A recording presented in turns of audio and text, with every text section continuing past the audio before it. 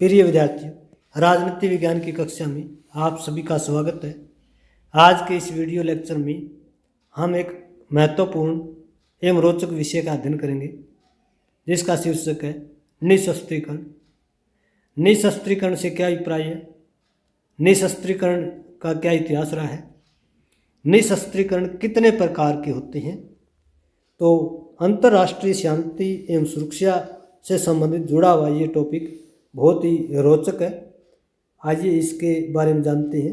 निःशस्त्रीकरण क्या है। संयुक्त राष्ट्र संघ के चार्टर 1 में दिया गया कि अंतर्राष्ट्रीय स्तर पर शांति एवं सुरक्षा बनाए रखने की जिम्मेदारी संयुक्त राष्ट्र की है।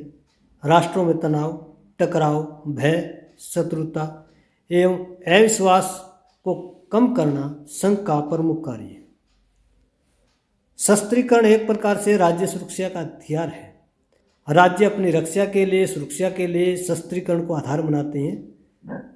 शस्त्रीकरण का मतलब है हथियारों की प्रतिस्पर्धा, हथियारों की दौड़ को बढ़ावा देना, सैन्य बजट को बढ़ाना, सैन्य संख्या को बढ़ाना, सैन्य साजो सामान को बढ़ाना। शस्त्रों की प्रतिस्पर्धा और रक्षा बजट में अनावश्यक वृद्धि भय के संतुलन को जन्म देती है। निःशस्त्रीकरण इसके बिल्कुल विरुद्ध है। निःशस्त्रीकरण का मतलब है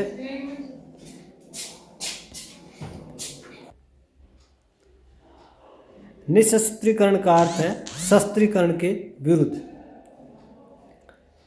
शस्त्र प्रतिस्पर्धा, सैन्य साजो सामान, परमाणु हथियारों में संख्या में कटौती या उसे सीमित करना या पूरी तरह से नियंत्रित करना निःशस्त्रीकरण कहलाता है। निःशस्त्रीकरण के विषय में कुछ प्रमुख विद्वानों की परिभाषाएं हम अध्ययन करेंगे। पहली परिभाषा हंस जे मार्गेंथो की है कि निःशस्त्रीकरण कुछ या सब शस्त्रों में कटौती या उनको समाप्त करना है ताकि शस्त्रीकरण की दौड़ का अंत हो। मार्गेंथो के अनुसार निःशस्त्रीकरण का अर्थ है कुछ शस्त्रों में कटौती या उनको पूरी तरह से समाप्त करना।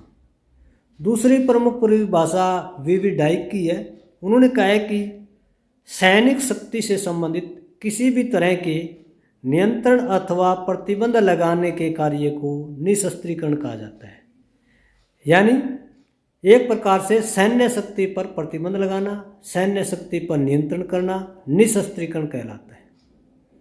वेस्ले डब्ल्यू पोसवार ने भी कहा है कि निःशस्त्रीकरण से हमारा अभिप्राय सेनाओं या शस्त्रों को घटा देने से है, जबकि शस्त्र नियंत्रण में वे सभी उपाय शामिल हैं जिनका उद्देश्य युद्ध से के संभावित एवं विनाशकारी परिणामों को रोकना है।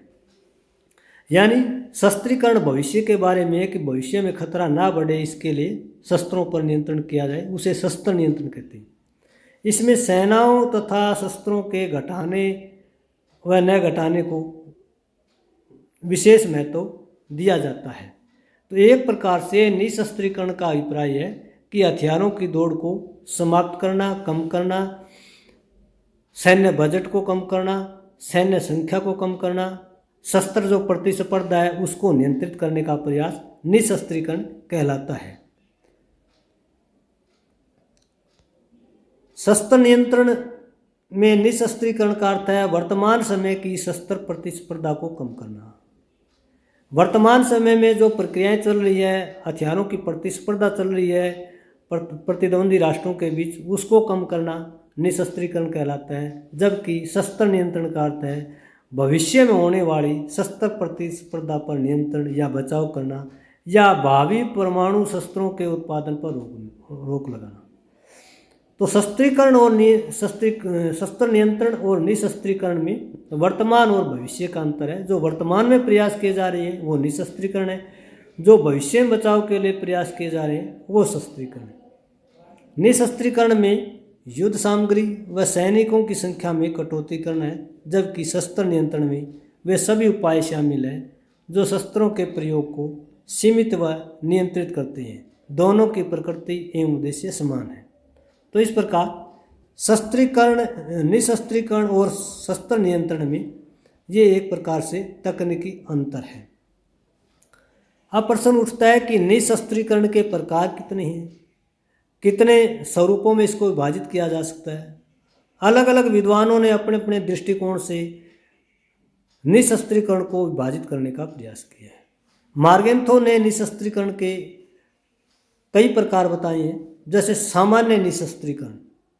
सामान्य निशस्त्रीकरण में विश्व के सभी संबंधित राष्ट्र भाग लेते हैं। जैसे 1932 में विश्व में निशस्त्रीकरण सम्मेलन में सभी राष्ट्रों ने भाग लिया था। ये एक प्रकार का सामान्य निशस्त्रीकरण है, यानी विश्व के सभी देश सामान्य समझौते के अकॉर्डिंग इस प्रकार के सम्मेलन में भाग लेते हैं और सभी सदस्य राष्ट्र इसके प्रति प्रतिबद्ध होते हैं, तो उसे सामान्य निशस्त्रीकरण कहते हैं। दूसरा महत्वपूर्ण जो प्रकार है वो है स्थानीय निशस्त्रीकरण। इस सम्मेलन में कुछ या सीमित राष्ट्र भाग लेते हैं। 1917 में ब्रिटेन व अमेरिका के बीच हुए रस-बागोट समझौते द्वारा अमेरिका कनाडा को विसैन्यकृत घोषित किया गया था। तो एक सीमित मात्रा में एक क्षेत्र विशेष तक अगर निशस्त्रीकरण की प्रक्रिया रहती है तो उसे जो है स्थानीय निशस्त्रीकरण कहते हैं। निशस्त्रीकरण का एक महत्वपूर्ण जो प्रकार है वो है मात्रात्मक निशस्त्रीकरण, यानी कितनी मात्रा में निशस्त्रीकरण किया जाए, क्वांटिटेटिव डिसआर्मामेंट। मात्रात्मक निशस्त्रीकरण का अभिप्राय सैन्य बलों तथा उपलब्ध अस्त्र शस्त्रों में संख्यात्मक नियंत्रण कटौती की जाती है। 1932 का विश्व निशस्त्रीकरण सम्मेलन इसका प्रमुख उदाहरण है, यानी एक सीमित मात्रा तक एक सीमित संख्या तक हथियारों में कटौती करना मात्रात्मक निशस्त्रीकरण कहलाता है। निशस्त्रीकरण का अगला महत्वपूर्ण प्रकार है गुणात्मक निशस्त्रीकरण, क्वालिटेटिव डिसआर्मामेंट। गुणात्मक निशस्त्रीकरण में विशिष्ट प्रकार के शस्त्रों की कटौती की जाती है, यानी शस्त्रों की कटौती के आधार पर नियंत्रण किया जाता है, कटौती की जाती है। इसमें अति मारक क्षमता वाले हथियारों पर नियंत्रण किया जाता है। उदाहरण के लिए 1987 में रूस व अमेरिका के बीच मध्यम दूरी प्रक्षेपास्त्र संधि इसका प्रमुख उदाहरण है। एक लिमिट की रेंज तक जो है हथियारों को सीमित किया जाता है, क्वालिटी के आधार पर सीमित किया जाता है, तो उसे गुणात्मक निशस्त्रीकरण कहते हैं। निशस्त्रीकरण का एक महत्वपूर्ण प्रकार पारंपरिक निशस्त्रीकरण है। पारंपरिक निशस्त्रीकरण में परंपरागत शस्त्रों व सेनाओं में कटौती का नाम है। पारंपरिक निशस्त्रीकरण है उसके अतिरिक्त आणविक निशस्त्रीकरण भी, एटॉमिक डिसआर्मामेंट।